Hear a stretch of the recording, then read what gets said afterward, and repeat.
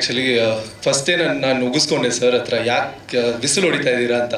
But ನಾನು ಹೇಳೋಕ್ಕೆ ಇಷ್ಟಪಡ್ತೀನಿ ದ್ಯಾಟ್ ಇಷ್ಟು ದಿನ ಸೀರಿಯಲ್ ಮಾಡ್ತಾ ಇದೆ, ಫೈನಲಿ ಒಂದು 70 mm ಸ್ಕ್ರೀನಲ್ಲಿ ನಾನು ನೋಡೋಕ್ಕೆ ನಾನು ಕಾಯ್ತಾ ಇದ್ದೀನಿ. ಇಷ್ಟು ದಿನ ಒಂದು ಮಗು ಟಿ ವಿಯಲ್ಲಿ ಕ್ರಿಕೆಟ್ ಮ್ಯಾಚ್ ನೋಡ್ತಾ ಇತ್ತು, ಫಸ್ಟ್ ಟೈಮ್ ಗ್ರೌಂಡಿಗೆ ಬಂದಿದೆ ಅನ್ನೋ ಥರ ಆ ಒಂದು ಖುಷಿಯಲ್ಲಿದ್ದೀನಿ. I'm sorry sir.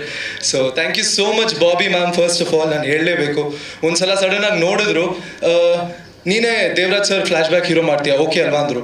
ನಾನಂದೆ ಮ್ಯಾಮ್ ನೀವು ನೋಡೇ ಇಲ್ಲ ನನ್ನ ವರ್ಕ್ನ, ಇಲ್ಲ ನೀನು ಮಾಡ್ತೀಯಾ ಏನೋ ಅಂತ. She just decided. So I am so thankful ma'am. Thank you so much that ನೋಡ್ಬಿಟ್ಟು ಒಬ್ರನ್ನ ಸೆಲೆಕ್ಟ್ ಮಾಡೋದು ಒಂದು, ಆ್ಯಂಡ್ ಅಲ್ಲಿಂದ ನನಗೆ ಗೊತ್ತಾಯಿತು that you have a lot of responsibility. And and Devaraj sir ಅವರ ಫ್ಲ್ಯಾಶ್ ಬ್ಯಾಕ್ ಹೀರೋ ಅಂದರೆ ಸುಮ್ಮನೆನಾ, ಬಿಕಾಸ್ ಅವ್ರ ಅವ್ರ ಪರ್ಸ್ನಾಲಿಟಿ ಮ್ಯಾಚ್ ಮಾಡೋಕ್ಕಾಗಲ್ಲ. ಸೊ ನಾನು ತುಂಬ ಭಯ ಪಡ್ತಾ ಇದ್ದೆ ಕಿ ಇಟ್ಸ್ ಅ ರೆಸ್ಪಾನ್ಸಿಬಿಲಿಟಿ, ಬಿಕಾಸ್ ಅವ್ರು ಇದ್ದಿದ್ದು ಹೇಗೆ, ಆ ಹೇರ್ ಫ್ಲಿಪ್ ಆಗಿರಲಿ and all of that. So I tried my best. I hope ನಿಮಗೆಲ್ಲ ಇಷ್ಟ ಆಗುತ್ತೆ. ಆ್ಯಂಡ್ ತುಂಬಾ ಖುಷಿ ಆಗ್ತಿದೆ. And thank you so much Ajaneesh Loknath sir, thank you so much for this opportunity again. And ಇಷ್ಟು ಬ್ಯೂಟಿಫುಲ್ ಆಗಿರುವಂಥ ತಂಡ, Shruti ma'am, Malvika ma'am, I got to share the stage with you. It is so nice acting with you, and I have so much to learn. I'm just stepping LKG and you guys are somewhere, so I'm just so much to learn. Thank you so much for this opportunity. And Shine Avare and Ankita Avare, you guys are looking fabulous. What is that song, ತುಂಬ ಚೆನ್ನಾಗಿ ಕಾಣಿಸ್ತಾ ಇದ್ದೀರಾ. And I am so happy. ಇದೊಂದು ಮದುವೆ and ನಾನು dance ಆಡೋಕ್ಕೆ ಬಂದಿದ್ದೀನಿ ಇಲ್ಲಿ.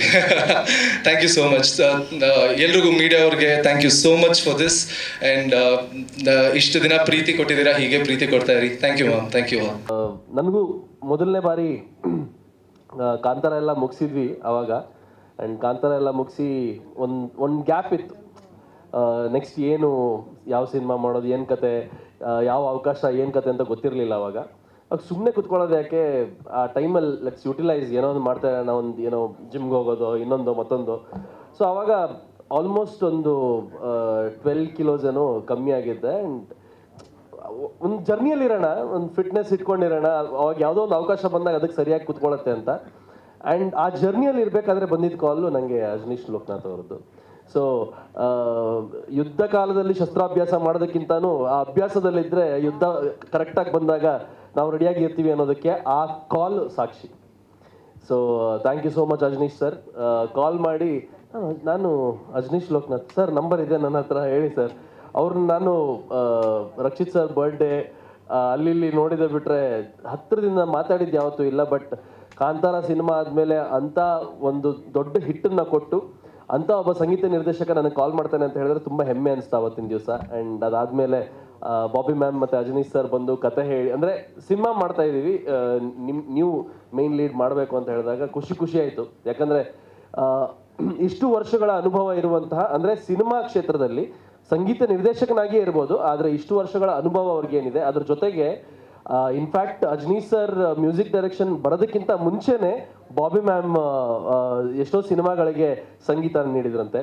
ಸೊ ಅಷ್ಟು ಅನುಭವ ಪ್ಲಸ್ ಇವರ ಅನುಭವ ಇದೆಲ್ಲ ಸೇರಿದಾಗ ಒಂದು ಎಕ್ಸ್ಪೆಕ್ಟೇಷನ್ ಜನರಲಿ ನಮ್ಮಲ್ಲಿ ಹುಟ್ಕೊಂಡಿರುತ್ತೆ ಕಲಾವಿದರಿಗೆ. ಆ್ಯಂಡ್ ಆ ಎಕ್ಸ್ಪೆಕ್ಟೇಷನ್ಗೆ ಕರೆಕ್ಟಾಗಿ ಬಂದಿರುವಂಥ ಇವತ್ತಿನ ನಮ್ಮ ಸಿನಿಮಾ ಜಸ್ಟ್ ಮ್ಯಾರಿಡ್. ಸೊ ಅದಾದ್ಮೇಲೆ ಕತೆ ಹೇಳಿದ್ರು, ಖುಷಿ ಆಯಿತು. ಆ್ಯಂಡ್ ಅವ್ರಿಗೆ ಯಾವ ಥರ ಬೇಕಿತ್ತು ಆ ಪಾತ್ರಕ್ಕೆ ಆ ಥರ ಅವಾಗ ಕಾಣ್ತಾ ಇದ್ದೆ ನಾನು. ಆ್ಯಂಡ್ ಅದಕ್ಕೆ ರೆಡಿ ಆದಂಗೆ ಆಯಿತು. ಆ್ಯಂಡ್ ಖುಷಿ ಏನು ಅಂತ ಹೇಳಿದ್ರೆ, ನಾನು ಇನ್ನೂ PUC ಓದ್ತಿರ್ಬೇಕಾದ್ರೆ ನನ್ನ ಕುಂದಾಪುರದಲ್ಲಿ ಶೇಖರ್ ಅಣ್ಣ ಅಂತ ಇದ್ದಾರೆ, ಅಲ್ಲಿ JK ಹೋಟೆಲ್ ಅಂತ ಇದೆ. ಅವರು, ನೀನು ಓದೆಲ್ಲ ಮುಗಿಸ್ಕೊಳಪ್ಪ, ನನಗೆ ದೇವರಾಜ್ ಅವ್ರ ಪರಿಚಯ, ಅವ್ರ ಹತ್ರ ಮಾತಾಡ್ಬಿಟ್ಟು ಸಿನಿಮಾ ರಂಗದಲ್ಲಿ ನಿನಗೆ ಅವಕಾಶ ಕೊಡಿಸ್ತೀನಿ ಅಂತ ಹೇಳಿದರು. ಅದಾದಮೇಲೆ ಶೇಖರ್ ಅಣ್ಣ ಆ ಒಂದು ಭರವಸೆ ಕೊಟ್ಟರು. ಬಟ್ ಆ ಅವಕಾಶನ ನನಗೆ ಬಾಬಿ ಮೇಡಮ್ ಕೊಡಿಸಿದ್ರು. ಅದು ಆ ಕನಸೇನಿತ್ತೋ ಅವ್ರ ಮುಖಾಂತರ ಬರೋ ಅವಕಾಶ, ಅವ್ರ ಜೊತೆಗೆ ಅವಕಾಶ ಸಿಕ್ಕಿದಂಗೆ ಆಯಿತು ನನಗೆ ಈ ಜಸ್ಟ್ ಮ್ಯಾರಿಡ್ ಮುಖಾಂತರ. ಆ್ಯಂಡ್ ಎಲ್ಲ ದೊಡ್ಡ ತಾರಾಗಣ ಇದೆ. ಎಲ್ಲೂ ಹೇಳಲಿಲ್ಲ ನಾನು, ಬಟ್ ಇವತ್ತು ಹೇಳ್ತೀನಿ. ಬಿಗ್ ಬಾಸ್ ಆಗಿ ಬಂದ ನಂತರ ನಂದೊಂದು ಫುಡ್ ಟ್ರಕ್ ಇತ್ತು, ಅದಾದಮೇಲೆ ಅದನ್ನು ರೆಸ್ಟೋರೆಂಟ್ ಮಾಡಿದೆ. ಇವಾಗ ಅದನ್ನು ನಾನು ಕಳೆದ 6 ತಿಂಗಳ ಹಿಂದೆ ನಾನು ಅದನ್ನು ಸೇಲ್ ಮಾಡಿದೆ. ಈಗ ಬೇರೆ ಏನೋ ಒಂದು ಮಾಡೋದಕ್ಕೆ ಹೊರಡ್ತಾ ಇದ್ದೀನಿ. ಬಟ್ ಬಿಗ್ ಬಾಸ್ ಆದ ನಂತರ ಆ ಫುಡ್ ಟ್ರಕ್ನ ನಾನು ಯಾವಾಗ ಹೋಟೆಲ್ ಮಾಡಿದ್ನೋ ಆ ಹೋಟೆಲ್ಗೆ, ಇದು ಅವ್ರು ತಿಂಡಿ ತಿನ್ನಬೇಕು ಅಂತ ಅಲ್ಲ, ಇನ್ನೊಂದಕ್ಕೆ ಅಂತಲ್ಲ, ಬಟ್ ಅವ್ರು ತಿಂಡಿ ತಿನ್ನೋದಕ್ಕೆ ಎಷ್ಟೆಷ್ಟು ದೊಡ್ಡ ಹೋಟೆಲ್ಗಳಿದಾವೆ, ಅವ್ರ ಮನೆಗೆ ತಿಂಡಿ ತಂದು ಕೊಡ್ತಾರೆ, ಎಲ್ಲ ಮಾಡ್ತಾರೆ. ಬಟ್ ನಮ್ಮ ಹೋಟೆಲಿಗೆ ಬಂದು ನಮ್ಮ ಹೋಟ್ಲಲ್ಲಿ ಸಿಗುವಂಥ ಸಬ್ಬಕ್ಕಿ ಇಡ್ಲಿನ ತಿಂದು ನನಗೆ ಹರಿಸಿ ಆಶೀರ್ವದಿಸಿ ಹೋಗಿರೋದು ಶ್ರುತಿ ಮ್ಯಾಮ್. ಸೊ ಇದು ಎಲ್ಲೂ ಹೇಳಿಲ್ಲ ನಾನು, ಬಟ್ ಇವತ್ತು ಅವಕಾಶ ಇದೆ ನನಗೆ.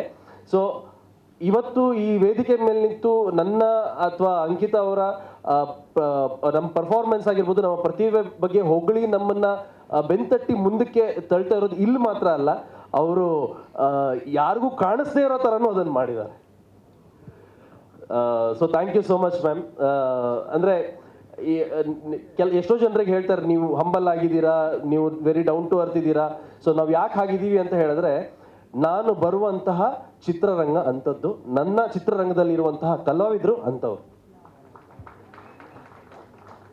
ಸೊ ಒಂದು ಇಂಟರ್ವ್ಯೂ ಮಾಡ್ತಾ ಇದ್ವಿ ಮೊನ್ನೆ, ಕೇಳಿದ್ರು ಅಂದರೆ ಹೇಗೆ ಅನ್ನಿಸ್ತು ಜಸ್ಟ್ ಮ್ಯಾರಿಡಲ್ಲಿ ದೊಡ್ಡ ದೊಡ್ಡ ಕಲಾವಿದರ ಜೊತೆ ನಟನೆ ಮಾಡಿ ಹೊರಗಡೆ ಬಂದಿದ್ದು ಹೇಗೆ ಅನಿಸ್ತು ಅಂತ.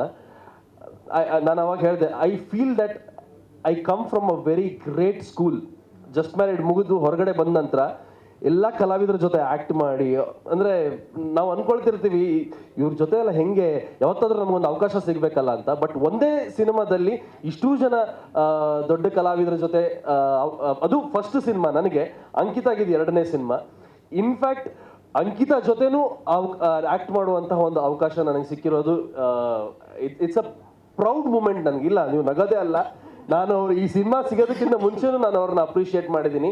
ಇಬ್ಬನಿ ತಬ್ಬಿದ ಎಳೆಯಲ್ಲಿ ಸಿನಿಮಾ ನೋಡೋಕ್ಕಿಂತ ಮುಂಚೆ ಒಂದು ಚಿಕ್ಕ ಕ್ಲಿಪ್ಪಿಂಗ್ ನೋಡಿದ್ದೆ. ನಾನು ಕ್ಲಿಪ್ಪಿಂಗ್ ನೋಡಿದಾಗ ಹೇಳಿದ್ದೆ, this girl deserves national or state award ಅಂತ. ಸೊ ಅಂದರೆ ಆ ಮಟ್ಟಕ್ಕೆ ಆ ಮಟ್ಟದ ಪ್ರತಿಭೆ ಅಂಕಿತಾ. ಆ್ಯಂಡ್ ಅವ್ರ ಜೊತೆ ಈ ಸ್ಕ್ರೀನ್ನ ಶೇರ್ ಮಾಡ್ಕೊಳ್ಳೋವಂಥ ಅವಕಾಶ ನನಗೆ ಸಿಕ್ಕಿರೋದು ಇಟ್ಸ್ ಅನ್ ಆನರ್. ಸೊ ಅದೇ ಅಂದರೆ ಈ ಇಡೀ ಸಿನಿಮಾ ಮುಗಿಸಿ ಹೊರಗಡೆ ಬರಬೇಕಾದ್ರೆ ಏನೂ ಇಲ್ಲ, ಇವಾಗ ಏನೂ ಮಾಡಿಲ್ಲ ನೀನು ಅನ್ನೋದನ್ನ ಇವ್ರನ್ನೆಲ್ಲರನ್ನು ನೋಡಿ ಕಲ್ತ್ಕೊಂಡು ಬಂದಿದ್ದೀವಿ. ಆ್ಯಂಡ್ ಬಹಳಷ್ಟು ಮಾಡೋದಿದೆ, ಅದಕ್ಕೆಲ್ಲರದಕ್ಕೂ ನಿಮ್ಮೆಲ್ಲರ ಆಶೀರ್ವಾದ ಸಹಕಾರ ಇರುತ್ತೆ. ನಾನಿಲ್ಲಿ 3 ಅಂಶಗಳ ಬಗ್ಗೆ ಮಾತಾಡೋದಕ್ಕೆ ಇಷ್ಟಪಡ್ತೀನಿ. ಒಂದು ಕನಸು, ಇನ್ನೊಂದು ಕೆಲಸ, ಇನ್ನೊಂದು ಕಥೆ. ಎಲ್ಲಾನು ಒಂದು ರೀತಿಯಾಗಿ ಹೆಣ್ಕೊಂಡಿತ್ತು, ಜಡೆ ಹೆಣ್ದಂಗೆ 3 ಎಳೆ ಹೇಗೆ ಬೇಕೋ ಜಡೆ ಹೆಣುವಾಗ ಈ 3 ಅಂಶಗಳು ಈ ಒಂದು ಜರ್ನಿಯಲ್ಲಿ ನನಗೆ ಹೆಣೆದಿತ್ತು. ಚಿಕ್ಕವಳಿದ್ದಾಗ ಸಿನಿಮಾ ಅಂದರೆ ಆಸಕ್ತಿ, ಸಿನಿಮಾ ಅಂದರೆ ಒಲವು, ಟಿ ವಿ ನೋಡುವಾಗಲಿ ಅಥವಾ ಸಿನಿಮಾ ಪರದೆ ನೋಡುವಾಗಲಿ, ತಾರೆಗಳನ್ನ ನೋಡುವಾಗ ಹೇಗೆ ಇವರೆಲ್ಲ ಈ ಥರ ಆ್ಯಕ್ಟಿಂಗ್ ಮಾಡ್ತಾರೆ ಅನ್ನೋ ಅಂಥ ಚಿಕ್ಕ ಚಿಕ್ಕ ಅಂಶಗಳು ತುಂಬ ಕಾಡ್ತಾ ಇತ್ತು ನನಗೆ ಚಿಕ್ಕವಳಿದ್ದಾಗ. ಅದು ಒಂದು ರೀತಿಯಾಗಿ ಚಿಕ್ಕವಳಿದ್ದಾಗ ಅದು ನನಗೆ ದೊಡ್ಡ ಕನಸಾಗಿತ್ತನೋ, ಈಗ ಆ ಕನಸು ನನಸಾಗ್ತಿದೆಯಾ ಅನ್ನೋದೇ ಒಂದು ರೀತಿ ಕನಸಾಗಿತ್ತು ನನಗೆ. ಅಂದರೆ ಈಗ ಶ್ರುತಿ ಮ್ಯಾಮ್ ಅವರ ಆ್ಯಕ್ಟಿಂಗ್ನ ನೋಡುವಾಗಲಿ, ಅಮ್ಮ ಯಾಕೆ ಅಳ್ತಿದ್ದಾರೆ, ಅವ್ರು ಯಾರೋ ಅಳ್ತಾ ಇದ್ರೆ ಅಮ್ಮ ಯಾಕೆ ಅಳ್ತಾ ಇದ್ದಾರೆ ಅನ್ನೋ ಫೀಲಿಂಗ್ ನನಗೆ ಚಿಕ್ಕವಳಿದ್ದಾಗ. ಇನ್ಯಾರೋ ಡ್ಯಾನ್ಸ್ ಮಾಡ್ತಿದ್ರೆ ಅಪ್ಪ ಯಾಕೆ ಫುಲ್ ಎಂಜಾಯ್ ಮಾಡ್ತಾ ಇದ್ದಾರೆ, ನಮಗೂ ಯಾಕೆ ಡ್ಯಾನ್ಸ್ ಮಾಡ್ಬೇಕು, ಏನು ಇದೆಲ್ಲ ಸಿನಿಮಾ ಅಂದರೆ ಏನು, ಯಾಕಿಷ್ಟು ಹುಚ್ಚೆದ್ದು ಕುಣಿತಾರೆ ಅನ್ನೋ ಅಂಥ ಒಂದು ಕ್ವೆಶ್ಚನ್ ಮಾರ್ಕ್ಗಳು ನಮ್ಮ ತಲೆಯಲ್ಲಿ ಮೂಡಿದಾಗ ಅದಕ್ಕೆ ಒಂದು ರೀತಿಯಾಗಿ ದೃಶ್ಯ ಆಗಲಿ ಅಥವಾ ಮುಖಗಳಾಗಲಿ ಇಂಥ ಹಿರಿಯ ಕಲಾವಿದರು ನನ್ನ ಜೀವನದಲ್ಲಿ ಇದ್ದಿದ್ದು. ಅದು ಶ್ರುತಿ ಮ್ಯಾಮ್ ಆಗಲಿ, ದೇವರಾಜ್ ಸರ್ ಆಗಲಿ ಅಥವಾ ಮಾಳವಿಕಾ ಮ್ಯಾಮ್ ಮಾತಾಡೋ ಕನ್ನಡ ಆಗಲಿ, ಇದೆಲ್ಲ ಏನಂದರೆ ಒಂದು ರೀತಿಯಾಗಿ ನನಗೆ ಇನ್ಫ್ಲುಯೆನ್ಸ್ ಮಾಡಿದಂಥ ಅಂಶಗಳು. ಈ ಕನಸೆಲ್ಲ ನನಸಾಗೋದು ಅದು ಇಷ್ಟು ಬೇಗ ನನ್ನ ಕರಿಯರಲ್ಲಿ ಅಂತಂದರೆ ಅದು ಜಸ್ಟ್ ಮ್ಯಾರಿಡ್ಗೆ ನಾನು ಎಷ್ಟು ಭಾಗ್ಯಶಾಲಿ ಆಗಿದ್ದೀನಿ ನಾನು. ಅದು ಮೇ ಬಿ ದೇವರ ಅನುಗ್ರಹ, ಗುರುಗಳ ಅನುಗ್ರಹ ಅಂತಾರಲ್ಲ ಹಾಗೆ ಅಂತ ಕಾಣಿಸುತ್ತೆ. ಒಂದು ನಟನೆ, ಇನ್ನೊಂದು ಸಂಗೀತ. ಸಂಗೀತ ಅಂದರೆ ನನಗೆ ಒಲವು, ಸಂಗೀತ ಅಂದರೆ ಆಸಕ್ತಿ. ಕೇಳಬೇಕು ಹಾಡೋದು ಎಷ್ಟು ಚೆನ್ನಾಗಿ ಹಾಡ್ತೀನಿ ನನಗೆ ಗೊತ್ತಿಲ್ಲ, ಆದರೆ ಕೇಳೋದಕ್ಕೆ ನನಗೆ ತುಂಬ ಇಷ್ಟ ಸಂಗೀತ. ಅಂಥ ಒಂದು ಟೆಕ್ನಿಷಿಯನ್ಸು ಸಿನಿಮಾ ಮಾಡ್ತಾ ಇದ್ದಾರೆ, ನನ್ನನ್ನು ಆಯ್ಕೆ ಮಾಡಿದ್ದಾರೆ. ಇದರಲ್ಲಿ ನನ್ನ ಕೆಲಸ ಅಡಗಿದೆ. ಒಂದು ಕಡೆ ಕನಸಿಂದ ಕೆಲಸಕ್ಕೆ ಹೇಗೆ ಟ್ರಾನ್ಸ್ಫಾರ್ಮ್ ಆಗ್ತಿದೆ. ಅಜ್ನೀಶ್ ಸರ್ ಫ್ಯಾನ್ ನಾನು. ಅಂದರೆ ಅವರು ಮ್ಯೂಸಿಕ್ ಕಾಂಪೋಸಿಷನ್ ಮಾಡುವಾಗ ಅವರ ಕಾರ್ಡ್ ಪ್ರೋಗ್ರೆಷನ್ಗಳಾಗಲಿ ಅಥವಾ ಒಂದು ಪರ್ಟಿಕ್ಯುಲರ್ ಸಾಂಗ್ಗೆ ಬಳಸುವಂತಹ ಇನ್ಸ್ಟ್ರೂಮೆಂಟ್ಗಳಾಗಲಿ, ಈ ಹಾಡಿಗೆ ಈ ಇನ್ಸ್ಟ್ರೂಮೆಂಟು ಬಳಸ್ಬೋದಿತ್ತಲ್ವಾ, ಇದನ್ನು ಯಾಕೆ ತಗೊಂಡಿದ್ದಾರೆ ಅನ್ನೋದ್ರಿಂದ ನನಗೆ ಇನ್ಫ್ಲೂಯೆನ್ಸ್ ಮಾಡಿದಂಥ ಮ್ಯೂಸಿಷಿಯನ್ ಅವರು. ಎಲ್ಲೋ ಅವಶ್ಯಕತೆನೇ ಇಲ್ಲದೇ ಇರೋ ಕಡೆ ವೈಲಿನ್ ಬಂದ್ಬಿಡುತ್ತೆ, ವೈಲಿನ್ ನೋಡಿದ್ರೆ ಬೊಂಬಾಟಾಗಿ ಕೇಳಿಸ್ತಿರುತ್ತೆ. ಅಂಥ ಒಂದು ಟೆಕ್ನಿಷಿಯನ್ ಇವತ್ತು ನನ್ನನ್ನು ಆಯ್ಕೆ ಮಾಡ್ಕೊಂಡಿದ್ದಾರಲ್ಲ ಸಿನಿಮಾಗೆ ಅನ್ನೋದೇ ಒಂದು ರೀತಿ ಮತ್ತೆ ಕನಸು ನನಗೆ ಕೆಲಸವಾಗಿ ಟ್ರಾನ್ಸ್ಫಾರ್ಮ್ ಆದಂಥ ಕ್ಷಣಗಳು. ಬಾಬಿ ಮ್ಯಾಮ್ ಅಷ್ಟೇ, she is a good singer, she is a good musician and she comes from a background which is very beautiful, which is very homely, filled with positive vibes. ಈಗಲೂ ಅಷ್ಟೇ ಒಂಥರ ನನ್ನನ್ನು ಮಗಳ ಥರನೇ ಅವರು ಕಂಪ್ಲೀಟಾಗಿ ನನ್ನನ್ನು ಟ್ರೀಟ್ ಮಾಡಿದ್ದಾರೆ. ಒಂದು ಸರ್ತಿ ನಾನು ಅವ್ರನ್ನ ಭೇಟಿ ಮಾಡಿದ್ರೆ ಸಾಕು, ಖಾಲಿ ಕೈಯಲ್ಲಿ ನಾನು ಮನೆಗೆ ಬರೋದೇ ಇಲ್ಲ. ನನ್ನಲ್ಲಿ ಏನೋ ಒಂದು ಗಿಫ್ಟ್ ಇರುತ್ತೆ, ನಾನು ಏನೋ ಇಟ್ಕೊಂಡು ಮನೆಗೆ ಬರ್ತೀನಿ. ನಮ್ಮ ಮನೇಲಿ ನೋಡಿದ ತಕ್ಷಣ ಬಾಬಿ ಮ್ಯಾಮ್ನ ಮೀಟ್ ಮಾಡಿದೆ ಅಂತಲೇ ಕೇಳೋದು. ಅಷ್ಟು ಒಂದು ರೀತಿಯಾಗಿ ಇಂಥ ಚಿಕ್ಕ ಚಿಕ್ಕ ಸಂಪ್ರದಾಯಗಳನ್ನು ಕಲಿತಂಥ ವಿಷಯಗಳು.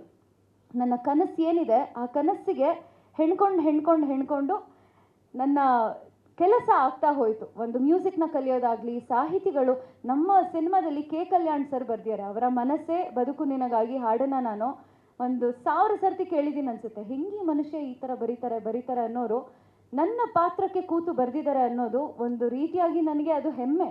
ನಾನು ಎಷ್ಟು ಭಾಗ್ಯಶಾಲಿಯಾಗಿದ್ದೀನಿ ಅನ್ನೋವಂಥ ವಿಷಯ. ಈ ಥರ ಜಸ್ಟ್ ಮ್ಯಾರಿಡ್ಗೆ ನಾನು ಎಷ್ಟು ಥ್ಯಾಂಕ್ಸ್ ಹೇಳಿದ್ರೂ ಸಾಕಾಗೋದಿಲ್ಲ.